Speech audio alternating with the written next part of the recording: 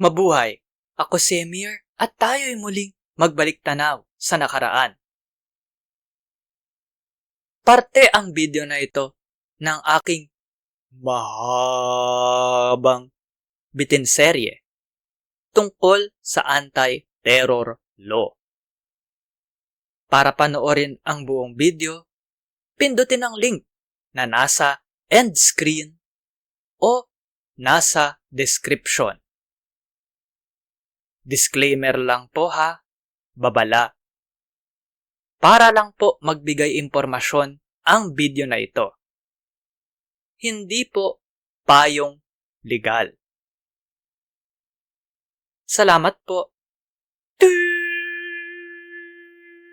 Kung hindi po matibay ang ebidensya ng paglabag, guilt, at may karapatan pong magpiyansa ang akusado.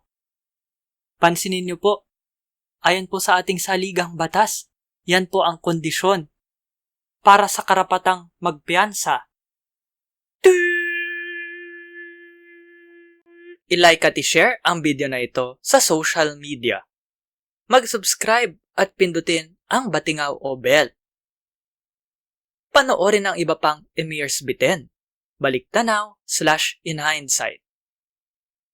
Suportahan ang palabas sa Patreon, sa PayPal, o magbigay ng crypto.